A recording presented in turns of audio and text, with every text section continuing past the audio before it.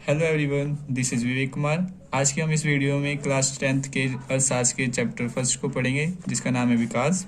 सबसे पहले हमें जानने की जरूरत है कि विकास का अर्थ क्या है। किसी भी चीज़ के गुणों व क्षमताओं में वृद्धि होना विकास कहलाता है। जैसे शिशु मृत्यु दर में वृद्धि होना, साक्षरता दर में वृद्धि होना, आने वाली उपस्थिति अनुपात में वृद्धि होना तथा औसत आय में वृद्धि होना विकास कहलाता है। इसलिए हम सबसे पहले शिशु मृत्यु दर के बारे में जानेंगे। शिशु मृत्यु दर का अर्थ क्या होता है। किसी वर्ष में पैदा हुए 1000 जीवित बच्चों में से 1 वर्ष की आयु से पहले मर जाने वाले बच्चों का अनुपात दिखाती है। कहने का मतलब ये कि मान लो किसी वर्ष में 1000 बच्चे जीवित पैदा होते हैं, जिसमें से कि 100 बच्चे मर जाते हैं, तो 100 और 1000 के बीच में जो अनुपात होगा उस अनुपात को हम शिशु मृत्यु दर का अनुपात तथा प्रतिशत भी निकाल सकते हैं। जैसे कि यहाँ पे आएगा 10:1। ये है हमारा शिशु मृत्यु दर का अनुपात। इसके बाद हमें पढ़ना है कि साक्षरता दर का क्या होता है। साक्षरता का मतलब ही होता है शिक्षित होने का प्रतिशत दर। 7 वर्षों से अधिक आयु के लोगों में साक्षर जनसंख्या का अनुपात साक्षरता दर कहलाता है। जैसे कि 7 वर्ष से अधिक आयु के जितने ही बच्चे होंगे या बूढ़े बुजुर्ग जो भी होंगे, उनके अनुपात को हम साक्षरता दर कहते हैं। इसके बाद हमें पढ़ना है कि निम्न उपस्थिति अनुपात का क्या अर्थ है। 6 से 10 वर्ष की आयु के स्कूल जाने वाले कुल बच्चों का उस आयु वर्ग के कुल बच्चों के साथ प्रतिशत दर को हम निम्न उपस्थिति अनुपात कहते हैं। जैसे 6 से 10 वर्ष के आयु के बच्चे, मान लो 50 बच्चे स्कूल नहीं जाते हैं, जबकि 100 बच्चे जाते हैं, तो 100 और 50 के बीच के अनुपात को हम निम्न उपस्थिति अनुपात कहते हैं। जैसे कि यहाँ पे 1:2 आएगा।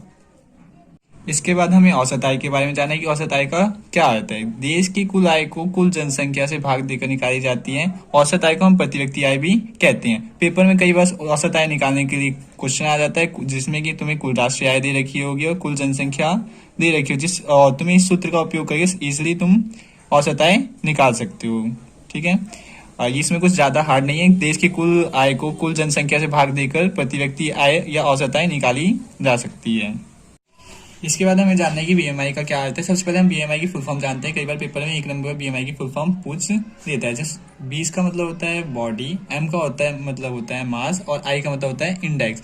हिंदी में गए तो शरीर का द्रव्यमान सूचकांक। इसके बाद हमें जानने की जरूरत है कि बीएमआई का अर्थ क्या होता है। शरीर का द्रव्यमान सूचकांक पोषण वैज्ञानिक किसी वयस्क के अल्पोषित होने की जांच कर सकते हैं। यदि वह 18.5 से कम है तो व्यक्ति कुपोषित है। अगर 25 से अधिक है तो व्यक्ति मोटापे से ग्रस्त है, मतलब कि मोटापे से वो पीड़ित है। इस हम बीएमआई को निम्न सूत्र से ज्ञात कर सकते हैं। यहाँ पे वजन किलोग्राम में तथा ऊंचाई मीटर में होनी चाहिए। अगर कोई व्यक्ति 5 फुट का है तो हमें 5 फुट नहीं लेना है। सबसे पहले ऊंचाई हमें उसे मीटर में कन्वर्ट करनी पड़ेगी। यदि वो 18.5 से अगर 1 पॉइंट भी कम हो जाता है, 18.6 भी हो जाता है, तो उससे कोई फर्क नहीं पड़ता, वो कुपोषित नहीं है। अगर 18.4 भी हो जाता है तो कुपोषित हो जाएगा। लेकिन अगर मोटापे में 25.1 भी हो जाता है तो व्यक्ति मोटापे से ग्रस्त होगा। इसके बाद हमें जानना है कि अर्थव्यवस्था का क्या अर्थ होता है। अर्थव्यवस्था के एक ढांचा है जिसके अंतर्गत लोगों की आर्थिक क्रियाओं का अध्ययन किया जाता है कि कौन सा व्यक्ति क्या कार्य करता है, किस क्षेत्र में कार्य करता है। इन क्रियाओं का अध्ययन करना अर्थव्यवस्था कहलाता है। जैसे कि कोई व्यक्ति अगर मजदूरी करता है तो उसका अध्ययन किया जाता है। अगर कोई व्यक्ति टीचिंग करता है या कोई अपना बिजनेस खोल के बैठता है तो इन सभी क्रियाओं का अध्ययन अर्थव्यवस्था के अंतर्गत किया जाता है। अर्थव्यवस्था के बाद हम आर्थिक विकास के बारे में जानेंगे कि आर्थिक विकास का क्या अर्थ होता है। यह एक ऐसी प्रक्रिया है जिसके द्वारा एक अर्थव्यवस्था की वास्तविक प्रति व्यक्ति आय दीर्घ अवधि में बढ़ती है। हमारे जैसे भारत देशों में ही, विकासशील देशों में ही वास्तविक प्रति व्यक्ति आय दीर्घ अवधि में बढ़ती है। सन 2010 में मजदूरों की मजदूरी 300 रुपये थी। 3-4 साल बाद मजदूरों की मजदूरी दर 350 रुपये हुई, और लगभग 2016-17 में मजदूरों की मजदूरी दर 400 रुपये हुई, और फिर 2020 में इस समय और 2021 के समय में ये मजदूरी दर 450 रुपये लगभग हो गई है।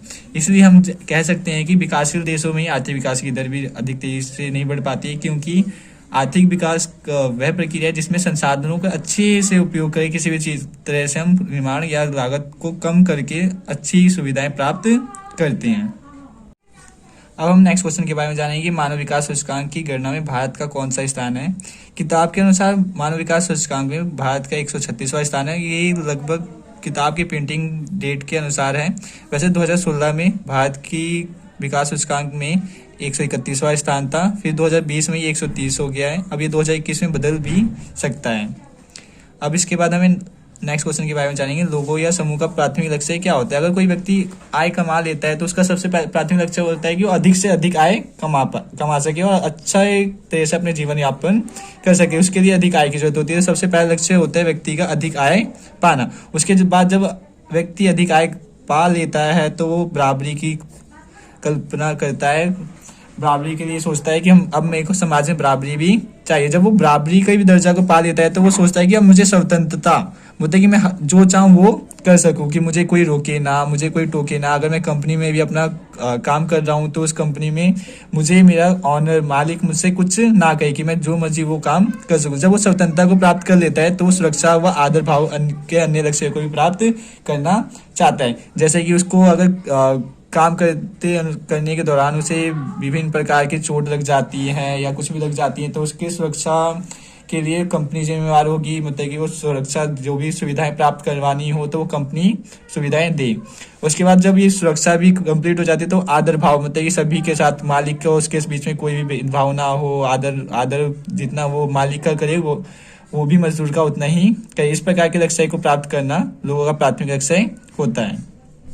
हमारा नेक्स्ट क्वेश्चन है, आर्थिक नियोजन का क्या अर्थ है। इसका यह अर्थ है कि देश के साधनों का लाभ उठाकर देश के विकास को योजनाबद्ध रूप से बढ़ाना। जैसे कि अगर कोई भी हम कार्य करते हैं तो अगर प्लानिंग के अनुसार कार्य नहीं करते तो वो हमारे कार्य फेल भी हो जाता है, मतलब खराब भी हो जाता है। इसलिए हम किस प्रकार से किस कार्य को करें, मतलब सबसे पहले हमें क्या करना है, फिर उसके बाद क्या करना है, फिर उसके बाद क्या करना है, इन सभी प्रक्रियाओं को पूरा करेंगे तब जाके हमारा आर्थिक नियोजन अच्छे तरीके से हो पाएगा। जैसे कि हम ब्रेड ही बनाते हैं तो सबसे पहले हमें संसाधनों को कहाँ से लेना है इस बारे में सोचना होता है।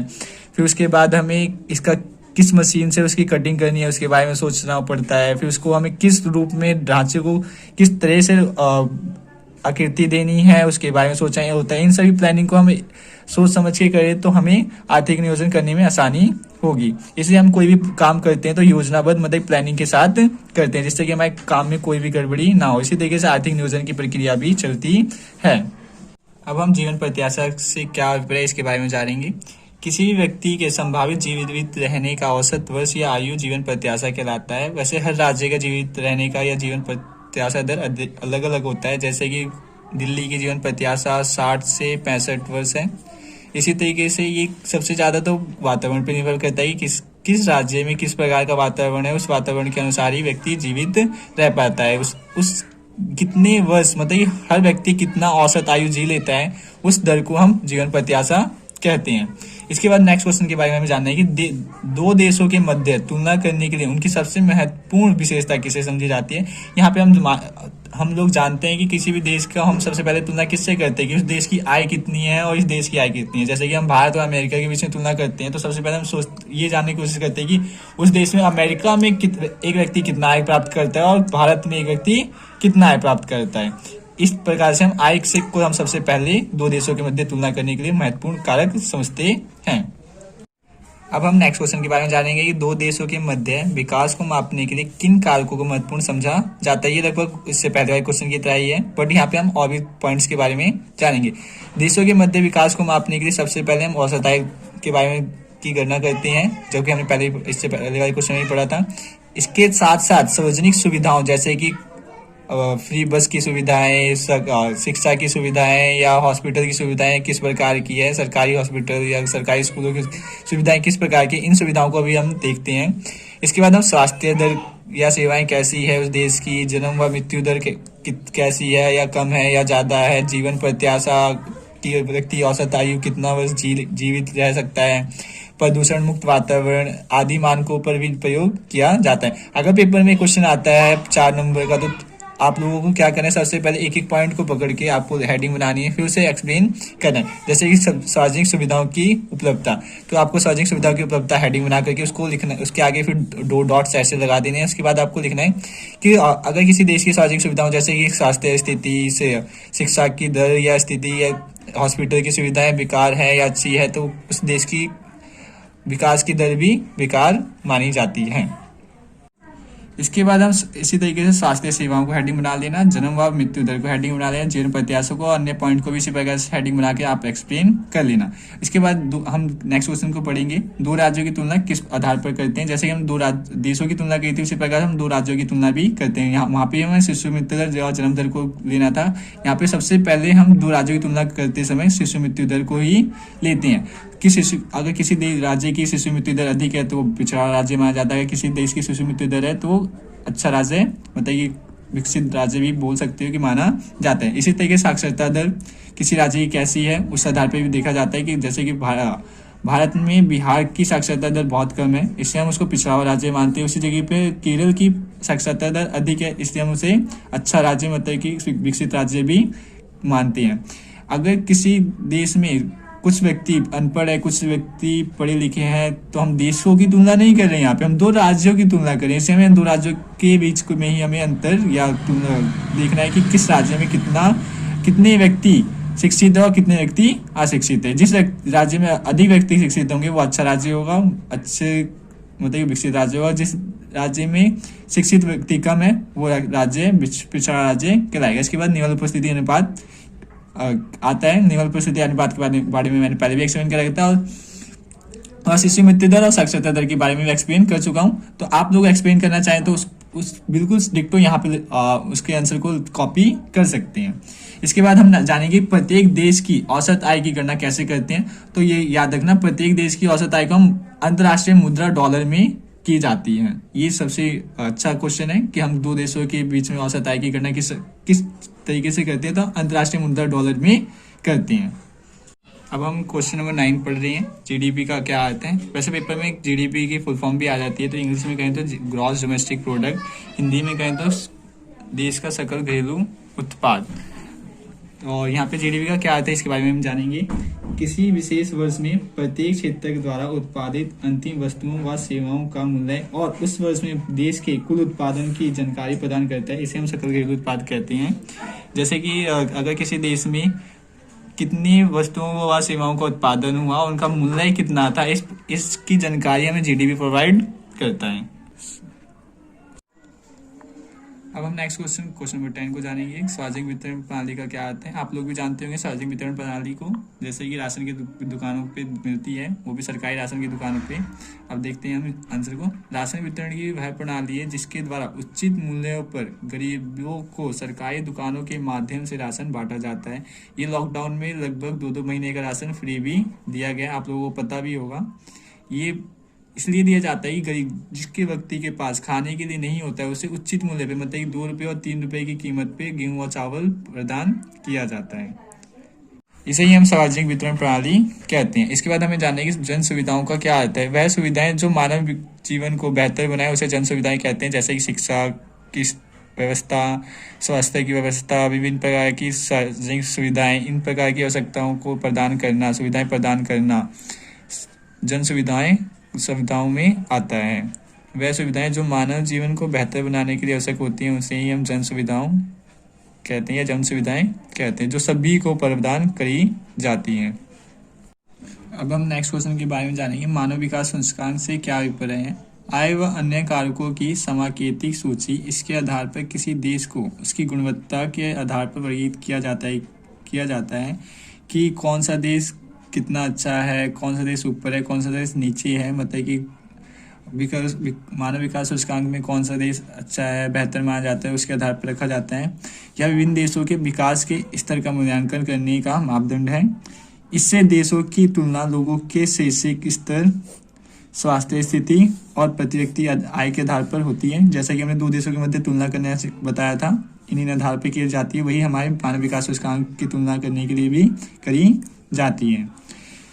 इसके बाद हमें नेक्स्ट क्वेश्चन के बारे में जाना है कि मानव विकास सूचकांक की गणना किस संगठन के द्वारा करी जाती है। तो मानव विकास के सूचकांक की गणना यूएनडीपी के द्वारा करी जाती है, जो कि सभी देशों की तुलना करवाता भी है। अब हम क्वेश्चन नंबर 14 के बारे में जानेंगे। विकास की धारणा से क्या अभिप्राय है और विकास की धारणा की 4 विशेषताएं का उल्लेख कीजिए या 5 विशेषताओं का उल्लेख कीजिए। सबसे पहले हम अर्थ के बारे में जानेंगे। विकास की धारणा से अभिप्राय है कि पर्यावरण को नुकसान पहुंचाए बिना विकास करना तथा वर्तमान पीढ़ियों की जरूरतों के साथ साथ भावी पीढ़ियों की जरूरतों को भी ध्यान में रखना। जैसे कि कोई भी हम सुविधाएं प्राप्त करते हैं, जैसे कि हम पेट्रोल का उपयोग करते हैं, तो इस प्रकार से हम पेट्रोल या कोयले का उपयोग करें कि हमारे लिए तो उपयोग में आ सके और हमारी भावी पीढ़ी मतलब कि हमें आने वाली पीढ़ी के लिए भी उपलब्ध रह सके। अगर हम पेट्रोल को अत्यधिक मात्रा में अभी उपयोग कर लेंगे तो हमारे आने वाली भावी पीढ़ी के लिए उपलब्ध नहीं रहेगा। इसलिए हम विभिन्न संसाधनों को इस प्रकार उपयोग करें कि हमारे संसाधन अभी तो उपलब्ध रहे और हमारे आने वाली पीढ़ियों के लिए भी उपलब्ध रहे, क्योंकि हमें ही पता है कि पेट्रोल और कोयला एक लिमिट में है। अगर हम उसको हद से ज़्यादा उपयोग करते हैं तो ख़त्म भी हो सकता है। इसके बाद हम विशेषताओं के बारे में जानते हैं। संसाधनों का विवेकपूर्ण उपयोग, मतलब कि धारणा विकास में हमारा सबसे मेन मोटिव होता है कि हम संसाधनों को इस प्रकार उपयोग करें, मतलब कि उसकी जानकारी किस प्रकार लें, क्या पहले उपयोग करें, कैसे उपयोग करें, इस प्रकार संसाधनों का उपयोग करके हम धारणा विकास कर सकते हैं। उसके बाद नवीकरणीय संसाधनों का अधिकतम उपयोग, जैसे कि लकड़ियों का अधिक उपयोग करके ऊर्जा प्राप्त कर ले, सौर ऊर्जा का प्राप्त कर ले, वायु ऊर्जा का प्राप्त करके हम अपने संसाधनों को अधिकतम उपयोग कर सकते हैं। वैकल्पिक संसाधनों को ढूंढने में मदद, मतलब कि जैसे कि हमने समय के अनुसार सौर ऊर्जा को भी ढूंढा, जल ऊर्जा को भी ढूंढा, इस प्रकार से संसाधनों को ढूंढ करके हम अपने आने वाली भावी पीढ़ी के लिए कोयले और पेट्रोल जैसे अन्य संसाधनों को रख सकते हैं। संसाधनों के पुनः उपयोग व चक्रीय प्रक्रिया को बढ़ावा देना, जैसे कि प्लास्टिक को हम वापस गला कर कुछ और चीज़ों में बदल देते हैं, इस प्रकार के संसाधनों को पुनः चक्रण भी कहा जाता है। और विभिन्न जल का भी पुनः उपयोग किया जाता है, जैसे कि हम कपड़े धोते हैं तो उसे पेड़ों को सिंचाई करने में उपयोग में लाते हैं। इस प्रकार से संसाधनों का पुनः चक्रिया भी किया जा सकता है, क्योंकि हमें पता है कि हमारे पीने वाला जल भी हमारी पृथ्वी में एक लिमिट में है। अगर वो हद से ज़्यादा हम उपयोग करते हैं तो वो खत्म भी हो सकता है, इसलिए हमें संसाधन जल का भी पुनः चक्रण करना चाहिए। इस प्रकार की विशेषताएं हमें 4 याद रखना है। सबसे पहला क्या है, संसाधनों का विवेकपूर्ण उपयोग, फिर नवीकरणीय संसाधनों का अधिकतम उपयोग करना, वैकल्पिक संसाधनों को ढूंढने में मदद करना, संसाधनों के पुनः उपयोग व चक्रीय प्रक्रिया को बढ़ावा देना। अब हम नेक्स्ट क्वेश्चन नंबर 15 के बारे में जानते हैं। भारत में सर्वाधिक उच्च तथा निम्न मानव विकास सूचकांक किस राज्य का है? ये पेपर में ज़्यादातर 1 नंबर का क्वेश्चन आता है, तो इसमें इसको आप अच्छे से याद कर लेना। तो उच्च केरल का है और निम्न बिहार का है, क्योंकि यहाँ पे स्वास्थ्य स्थिति बेकार है तथा विभिन्न प्रकार की सार्वजनिक सुविधाएं भी बेकार पाई जाती हैं, इसलिए, और शिक्षा की दर भी यहाँ पे अच्छी नहीं है, इसलिए हम बिहार को पिछड़ा राज्य भी कहते हैं। इसलिए इसकी सर्वाधिक उच्च व निम्न मानव विकास सूचकांक में ये निम्न स्थान पे आता है, और ये ऊंचे स्थान पे आता है क्योंकि केरल में शिक्षा की स्थिति, स्वास्थ्य की स्थिति अधिक है। अब नेक्स्ट क्वेश्चन हम जानेंगे, विकास के लक्ष्य भिन्न भिन्न होते हैं और कभी कभी वे परस्पर विरोधी भी हो सकते हैं, इस कथन को स्पष्ट कीजिए। तो सबसे पहले हम इसके बारे में जानते हैं। प्रत्येक व्यक्ति या समूह के विकास के लक्ष्य भिन्न भिन्न हो सकते हैं और कई बार इनकी प्रकृति परस्पर विपरीत भी हो सकती है। एक के लिए विकास का लक्ष्य दूसरे के लिए विनाश का कारण भी बन सकता है, जैसे कि एक शहरी धनी परिवार का लड़का अच्छी शिक्षा और निवेश के लिए पूंजी चाहता है, जबकि एक ग्रामीण मजदूर बेहतर व नियमित मजदूरी चाहता है। ये एक प्रकार का उदाहरण है। दूसरा, लेकिन कई बार एक के लिए विकास के लक्ष्य दूसरे के लिए विनाश का कारण भी बन सकता है, जैसे नदी पर बांध बनाना वहाँ के किसानों के लिए पलायन का कारण बन जा सकता है। पलायन का मतलब होता है वहाँ से एक जगह से दूसरी जगह पे जाना, क्योंकि अगर वहाँ पे बांध बनाया जाता है तो उन्हें वहाँ की किसी करने योग्य भूमि जो थी उन्हें छोड़नी पड़ जाएगी, जिसके कारण उन्हें विभिन्न प्रकार के कष्टों को भी झेलना पड़ेगा। इसी प्रकार से अगर किसी व्यक्ति की मेट्रो की लाइन बनाने में अगर उसकी ज़मीन या खेती आ जाती है तो उसको भी वो गवर्नमेंट कब्जा कर लेती है, उसको भी उसकी कीमत प्रोवाइड करती है गवर्नमेंट किसानों को या किसी व्यक्ति को, लेकिन वो वहाँ पे जितनी तेजी से वहाँ पे वो विकास कर रहा था उतनी तेजी से वो विकास नहीं कर पाता है। हम अब सबसे इम्पोर्टेंट क्वेश्चन के बारे में जानने जा रहे हैं। विकसित तथा विकासित देश में अंतर लिखिए। तो सबसे पहले हम जानते हैं इसकी परिभाषा। विकसित देश और विकासशील देश में, तो वह देश जिसकी औद्योगिकरण की गति व प्रत्यक्ष आय अधिक है उसे हम विकसित देश कहते हैं। वह देश जिसकी औद्योगिकरण की गति व प्रत्यक्ष आय अधिक ना हो उसे हम विकासशील देश कहते हैं। जैसे कि औद्योगिकरण की गति का कहने का मतलब यह है कि वहाँ की सुविधाएं, जैसे कि वहाँ पे उद्योगों में जो वस्तुओं का निर्माण किया जा रहा है उसमें संसाधनों का अच्छे तरीके से उपयोग किया जा रहा है या नहीं किया जा रहा, इस तरीके की गति को हम औद्योगिकरण की गति कहते हैं। अगर वहाँ की अच्छी है तो विकसित देश है, अगर अच्छी नहीं है तो विकासशील देश है। नेक्स्ट पॉइंट है विकसित देश और विकासशील देश की स्थिति।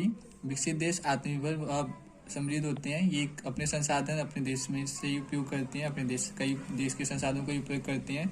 और विकासशील देश दूसरे गरीब होते हैं, वो अन्य पर निर्भर होते हैं, जैसे कि विभिन्न प्रकार के संसाधनों को दूसरे देशों से मंगाते हैं। और इसके बाद तीसरा पॉइंट है संसाधनों का उपयोग। संसाधनों का यहाँ पे पूर्ण उपयोग होता है, यहाँ पे अल्प उपयोग होता है। यहाँ पे अल्प उपयोग इस वजह से हो पाता है क्योंकि यहाँ पे उनके पास संसाधनों को उपयोग करने का कोई नियोजन किसी प्रकार का नहीं किया जाता है, जिस वजह से अल्प उपयोग होता है। यहाँ पे पूर्ण उपयोग होता है क्योंकि अपने किसी भी चीज़ों का, किसी संसाधन का प्लानिंग के साथ योजनाबद्ध तरीके से उपयोग करती हैं। चौथा पॉइंट है शिक्षा दर उच्च। यहाँ पे शिक्षा दर उच्च होता है विकसित देश में और यहाँ पे निम्न होता है। पांचवा पॉइंट है विकास व समृद्धि। उच्च प्रौद्योगिकी के विकास होता है यहाँ पे, और यहाँ प्रौद्योगिकी के लिए दूसरों पर निर्भर होते हैं, जो कि हमने इस 5 पॉइंट में पढ़ लिया है। इसके बाद गरीबी व बेरोजगारी यहाँ पे निम्न होती है विकसित देशों में, और विकासशील देशों में उच्च होती है। और फिर इसके बाद 7वां पॉइंट है अर्थव्यवस्था के मुख्य योगदान। यहाँ पे अर्थव्यवस्था में मुख्य योगदान तृतीयक क्षेत्र में होता है और यहाँ पे प्राथमिक क्षेत्र का होता है। इसके बारे में हमें नेक्स्ट चैप्टर में पढ़ना है। फिर इसके बाद 8वां पॉइंट है आय का वितरण। यहाँ पे समान होता है, मतलब कि सभी व्यक्तियों को एक समान आय दिया जाता है। हम कहने को होता है कि अगर कोई व्यक्ति काम बराबर का करता है तो उसको बराबर का ही आय वितरण करते हैं। और यहाँ पे असमान होता है, ये जैसे कि भारत जैसे देशों में ही असमान वितरण होता है कि अगर कोई व्यक्ति पुराना है तो उसको अधिक सैलरी दी जाती है, और अगर कोई व्यक्ति नया है तो उसको कम सैलरी दी जाती है। बल्कि ऐसा नहीं करना चाहिए, क्योंकि अगर जिसके पास योग्यता है और वो काम उतना ही कर रहा है तो पुराने और नए के अनुसार नहीं करना चाहिए। और फिर इसके बाद नेक्स्ट पॉइंट है 9वां मानव विकास सूचकांक। यहाँ पे मानव विकास सूचकांक भी विकसित देश उच्च होते हैं और यहाँ पे निम्न होते हैं। और लास्ट पॉइंट है 10वां सकल घरेलू उत्पाद। सकल घरेलू उत्पाद में विकसित देश में उच्च होता है और यहाँ पे निम्न होता है। कहने को देखिए कि यहाँ पे जो वस्तुओं और सेवाओं का उत्पादन होता है यहाँ पे अधिक होता है, यहाँ पे कम होता है। इसका लास्ट पॉइंट है उदाहरण में कि कौन से देश विकसित है और कौन से देश विकासशील है। तो विकसित देश में हमारे अमेरिका और चीन आते हैं, और विकासशील देश में भारत आता है, क्योंकि हमारे देश में शिक्षा की स्थिति, स्वास्थ्य की स्थिति अमेरिका और चीन की तुलना में तथा विभिन्न प्रकार की सार्वजनिक सुविधाओं की सुविधाएं भी कम है। इसलिए हमारे अमेरिका और चीन अच्छे देश विकसित देश में आते हैं और भारत विकासशील देश में आता है। ये क्वेश्चन सबसे ज़्यादा इंपॉर्टेंट है, ये अपनी कॉपी में पक्का उतार लेना और इसे अच्छे से याद कर लेना। ये पेपर में ज़्यादातर 3 या 4 मार्क्स का आता है, वो भी ज़्यादातर अंतर ही आता है। अगर ये पेपर में केवल विकसित देश के बारे में पूछता है कि विकसित देश किसे कहते हैं, तो आप इन सभी पॉइंट्सों को एक एक करके ऐड कर देना और वो 3 या 4 मार्क्स का क्वेश्चन आराम से बन जाएगा। इसलिए मैं कहता हूँ कि इसको 100% अपनी कॉपी में पक्का उतारना, जिससे कि आपको पेपर में आसानी होगी याद करने के बाद लिखने में भी। और 3 मार्क्स का आएगा या 4 मार्क्स का आएगा तो फिर से मैं कह रहा हूँ कि इन सभी पॉइंटों को ऐड जरूर कर देना एक एक करके।